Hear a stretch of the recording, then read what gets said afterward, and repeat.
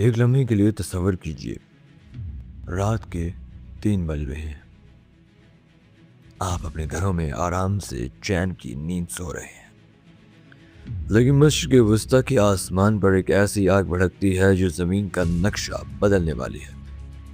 کیا یہ کسی فلم کا سین ہے یا تیسری عالمی جنگ کا پہلا منٹ؟ دنیا کی نظریں اس وقت مشرق وسطی کے نقشے پر جمی ہیں۔ لوگ یہ سوال کر رہے ہیں کہ اگلا سورج ایک بڑی جنگ کی خبر لے کر طلوع ہوگا یا امن کی روشنی۔ لیکن اس سوال کا جواب آج کے حالات میں نہیں، بلکہ ماضی کی ان تہوں میں چھپا ہے جہاں کبھی دوست دشمن بنے اور دشمن وجود کی جنگ لڑنے لگے۔ مشرق وسطی کا نقشہ بدل رہا ہے۔ یہ صرف 2 ملکوں کی لڑائی نہیں، بلکہ خطے میں اپنی برتری قائم کرنے کی ایک ایسی کوشش ہے جہاں ہر چال کے پیچھے دہائیوں پرانی تاریخ اور جغرافیائی مفادات چھپے ہیں۔ آج ہم جذبات سے ہٹ کر صرف ان حقائق کا تجزیہ کریں گے جو دنیا کو اس نہج پر لے آئے ہیں۔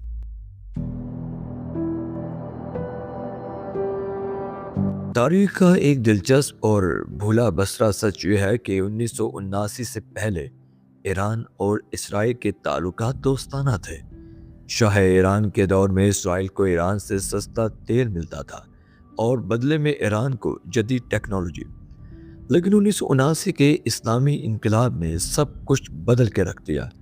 ایران کی نئی قیادت نے اپنی خارجہ پالیسی کو یکسر تبدیل کر دیا اور اسرائیل کو تسلیم کرنے سے انکار کر دیا۔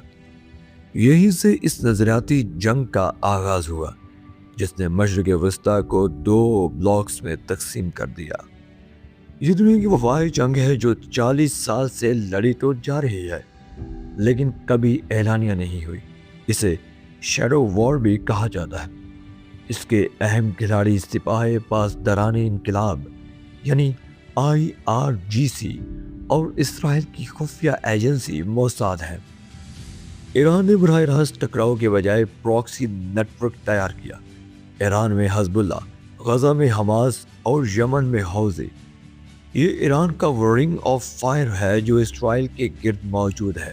دوسری طرف اسرائیل نے ایران کے اندر گھس کر حساس تنصیبات کو نشانہ بنایا۔ یہ انٹیلیجنس کی وہ جنگ ہے جو ہالی ووڈ فلموں سے زیادہ پیچیدہ اور خطرناک ہے۔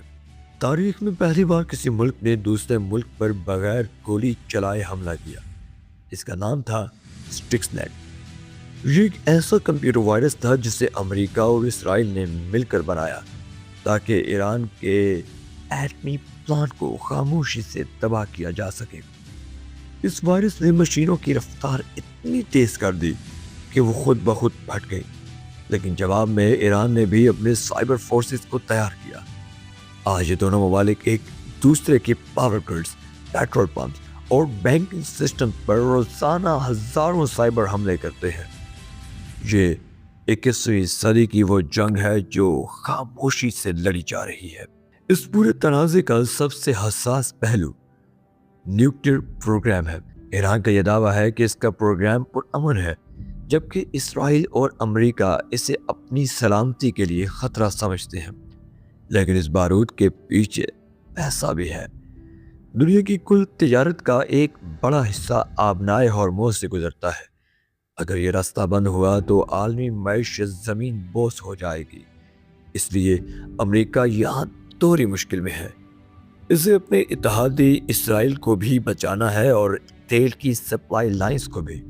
سیاست میں کوئی مستقبل روشن نظر نہیں آتا۔ ایران کے بڑھتے ہوئے اثر و رسوخ نے ان عرب ممالک کو اسرائیل کے قریب کر دیا جو کبھی اس کے مخالف تھے۔ اس کے ساتھ ہی ایک نفسیاتی جنگ بھی جاری ہے۔ دونوں فریقین سوشل میڈیا پر پروپیگنڈا آرمیز کے ذریعے ایک دوسرے کے عوام کا مورال گرانے کی کوشش کرتے ہیں۔